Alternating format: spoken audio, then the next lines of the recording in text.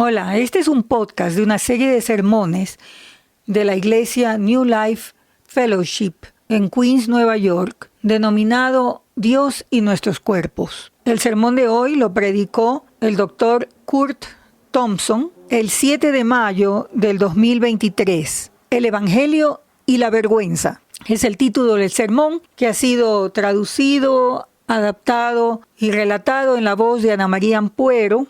Esta es una adaptación que se basa en el sermón que predicó el doctor Thompson y en su libro El alma de la vergüenza, del mismo autor. Dice así el doctor Thompson: diré para empezar que estoy agradecido de estar en espacios como este con el pueblo de Dios, porque es difícil seguir al Rey. Vivimos en un mundo al que le gustaría creer que no debería ser difícil en absoluto seguir al Rey, pero eso es una mentira. En este mundo tendremos tribulación. Yo no inventé esa frase, eso lo dijo el Rey. Y nuestro Rey dijo que en Él tendríamos paz.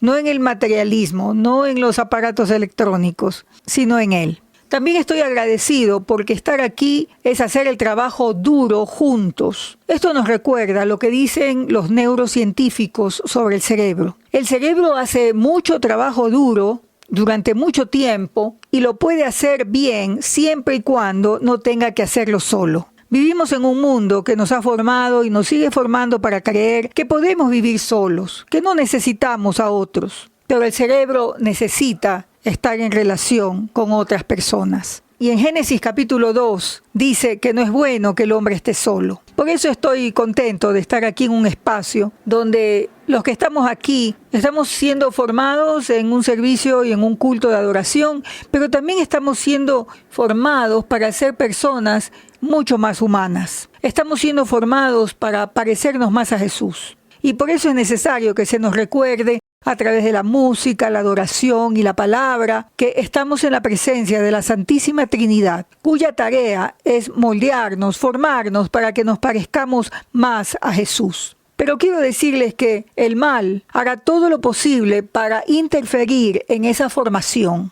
Y al hablar del mal y del maligno, quiero recordarles que el arma más letal que usa el mal es la vergüenza. La vergüenza no solo quiere hacerte sentir mal, lo que quiere es devorarte, destruirte. Una de las razones por la que es importante hablar de la vergüenza en una serie de sermones sobre el cuerpo y Dios es porque a veces pensamos que la vergüenza es algo que solamente sentimos. Pero la verdad es que la vergüenza es una función de tu cuerpo.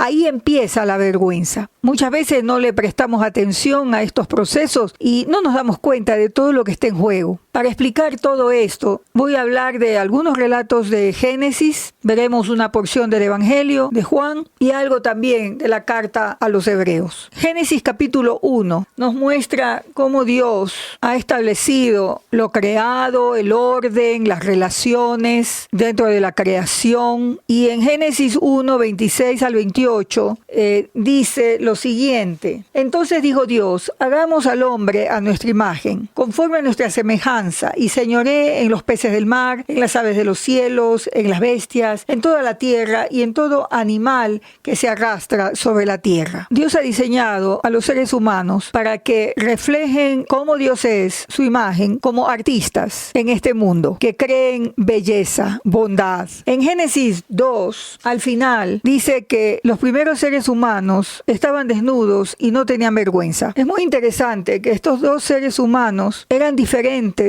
y así diferentes era como estaban llamados a crear. Nuestra tendencia es a querer hacer belleza con personas que son como uno. Al enamorarme, me enamoro de mí mismo. Es lo que espero que la otra persona sea, parecida a mí. Estar desnudos no significa solo estar sin ropa. Los hebreos tenían muchas palabras para describir esto de estar desnudos, pero en realidad están hablando de estar vulnerables. Y los seres humanos son las criaturas más vulnerables del mundo. Dios nos hizo de tal manera que ser vulnerable significa que realmente necesito a una persona que es diferente a mí para protegerme. Necesito a la persona que es diferente a mí para que me brinde ayuda y asistencia. Ellos se dan cuenta de que son diferentes físicamente y no tenían vergüenza. En Génesis 3 vemos que la serpiente, la más astuta de todas las criaturas que el Señor había hecho, así empieza belleza, Génesis 3. Pero la serpiente era astuta, más que todos los animales del campo que Jehová Dios había hecho, la cual dijo a la mujer: ¿con que Dios os ha dicho, no comáis de todo árbol del huerto? Fíjense ustedes que la serpiente era astuta, pero no astuta con el propósito de crear belleza y bondad, sino que fue astuta con el propósito de devorar, de destruir. Y vemos enseguida que la serpiente establece la conversación con la mujer, haciéndole preguntas. ¿Con que Dios te ha dicho? Establece una duda. ¿Realmente Dios dijo eso? Todos nosotros tenemos preguntas que nos hacemos, porque a veces tenemos dudas. ¿Será que mi papá realmente me ama? ¿Soy lo suficientemente bueno? ¿Soy lo suficientemente capaz? ¿Puedo realizar este trabajo? Crecimos en hogares donde hay situaciones como estas. El niño viene a su papá, sacó 8/10 en su examen de matemáticas. Es la primera vez que logra hacer un examen con una nota tan alta y el papá le pregunta: ¿por qué no sacaste 10? Es una manera de herir, y esto es lo que hace la vergüenza. Cuando la serpiente tiene la conversación con la mujer, la está lastimando.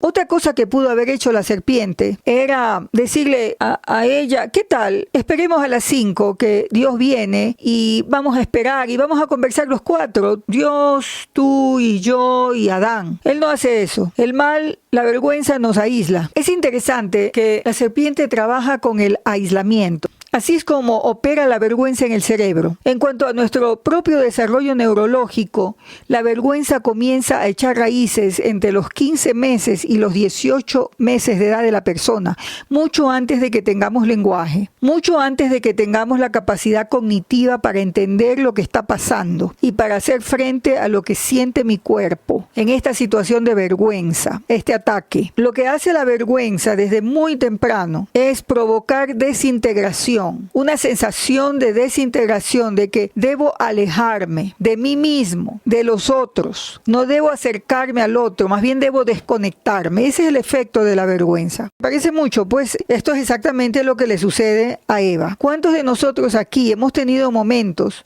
en que sentimos la fuerza de la vergüenza que nos lleva a alejarnos de aquellos a quienes amamos? Nos aleja de nuestra propia capacidad interna de pensar con claridad, de actuar con claridad. Y nuestra energía la enfocamos en aislarnos, en lugar de usar esa energía para crear belleza y bondad. Entonces toda esa fuerza, esa energía vital ya no está disponible para amar a mi prójimo como a mí mismo. Más bien está en alejarme. Entonces la mentira de la serpiente y del mal para Eva es hacerla dudar de que Dios realmente la ama. La lleva a sacar conclusiones por sí misma, para que ella dude de que realmente no es suficiente y que tampoco es portadora de la imagen de Dios. Esto es lo que hizo Satanás también con Jesús. En Mateo 4:3 dice: a Jesús vino el tentador y le dijo: si eres hijo de Dios, di que estas piedras se conviertan en pan. Y así cada tentación es: si eres hijo de Dios. Es esta duda, es sembrar la idea de que Jesús no era realmente tan amado como el Padre le había dicho. La pregunta perpetua del mal y de la vergüenza es si soy lo suficientemente bueno, si soy lo suficientemente amado. Regresemos a Génesis capítulo 3:7. Dice: entonces fueron abiertos los ojos de ambos. Esto está en pasivo, en el sentido de que sus ojos, quiero hacerles notar algo. La primera herida que encontramos en la Biblia está en Génesis capítulo 2. Después de que Dios formó de parte del cuerpo de Adán a la mujer, Adán fue dormido y cuando se despertó tenía una herida en su pecho, porque de ahí había sido tomado esa parte de su cuerpo que luego formó la mujer. Cuando Dios le hirió en el pecho a Adán, era una herida cuyo propósito era belleza y bondad. No era destruir ni lastimar a Adán. Pero Satanás, la serpiente, el mal,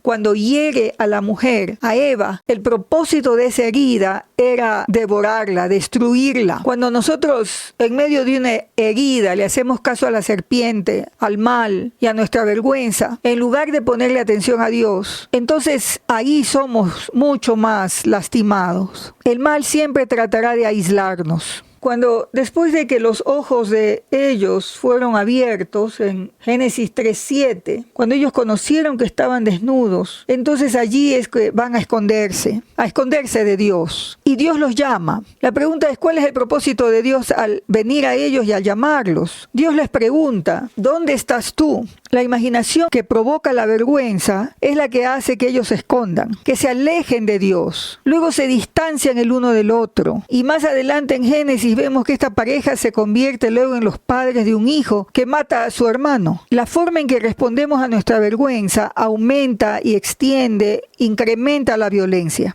Avancemos al capítulo 9 de Juan. Varios siglos después, y encontramos a Jesús hablando con sus discípulos sobre un hombre ciego de nacimiento. Dice Juan 9, al pasar Jesús vio a un hombre ciego de nacimiento y le preguntaron sus discípulos diciendo, Rabí, ¿quién pecó, este o sus padres, para que haya nacido ciego? Cualquiera hubiera pensado que los discípulos estarían entusiasmados de que hay una oportunidad de que este hombre sea sanado, pero en lugar de eso están buscando culpables, están buscando condenar. Este hombre ciego ni siquiera tiene un nombre, solo sabemos que es ciego. Lo que hace Jesús, dice en el versículo 6 de Juan 9, dicho esto, después de que Jesús dice, yo soy la luz del mundo, escupió en tierra e hizo lodo con la saliva y untó con el lodo los ojos del ciego. Saben que Jesús está recreando Génesis 2:7. Cuando crea al hombre y del barro forma al hombre y luego sopla aliento de vida en él, algo que sale de Dios y lo pone en el hombre. En este caso, Jesús usa su saliva, lo mezcla con el lodo y se lo pone en los ojos. Es muy parecido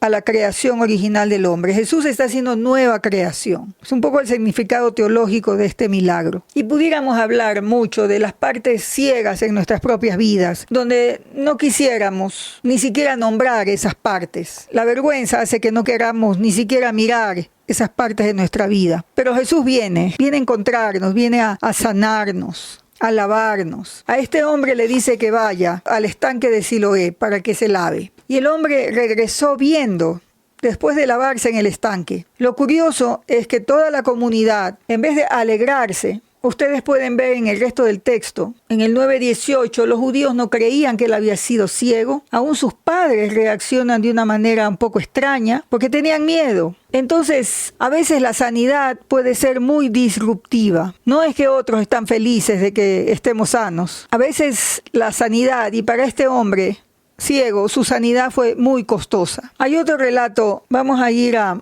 Hebreos. Hebreos 12 dice, por tanto, nosotros también, teniendo en derredor nuestro tan grande nube de testigos, despojémonos de todo peso y del pecado que nos asedia y corramos con paciencia la carrera que tenemos por delante, puesto los ojos en Jesús, el autor y consumador de la fe, el cual por el gozo puesto delante de él sufrió la cruz, menospreciando el oprobio o la vergüenza, en otras traducciones, y se sentó a la diestra del trono de Dios. Quiero invitarte a que corras la carrera con los ojos puestos en Jesús. Jesús te mira con misericordia y por el gozo puesto delante de él corrió su carrera. Hay una pintura famosa de Jesús y Pedro. Ahí en esa pintura famosa, Jesús mira a Pedro directamente a los ojos, después de la tercera negación de Pedro. Es muy interesante la mirada de Jesús hacia Pedro. En esa pintura no es una mirada de decepción o de tristeza. Yo te pregunto, ¿cómo crees tú que Jesús te mira? Todos tenemos vergüenza, pero Jesús corre la carrera con gozo delante de él. Y ese gozo que estaba delante de la mirada de Jesús, digamos, él tenía gozo en su mirada. Y ese gozo eras tú. Es muy difícil recibir, es muy difícil permitir que otros nos amen por la vergüenza. Jesús está encantado de ser tu hermano mayor. Jesús está feliz de ser tu rey. Pero a nosotros la vergüenza hace que nos aislemos de otras personas y entonces no permitimos que nos amen. Parte de nuestra sanidad es no escuchar las voces de la vergüenza que nos dicen que no somos suficientes, que nadie nos puede amar, que si nos conocieran no nos amarían, que quizás Dios está enojado contigo y como tienes vergüenza te alejas.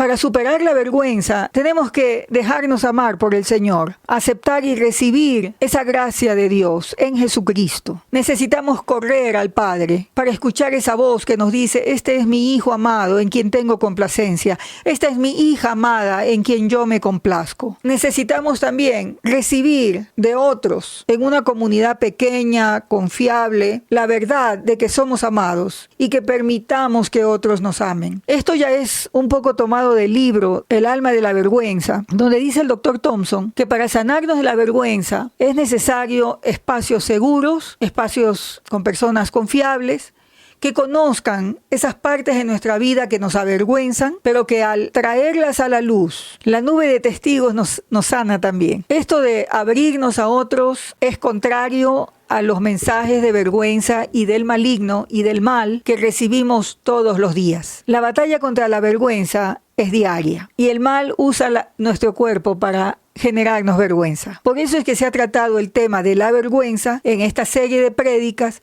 sobre Dios y nuestros cuerpos. Si tienes comentarios, preguntas, escríbelas en el chat para poder dialogar.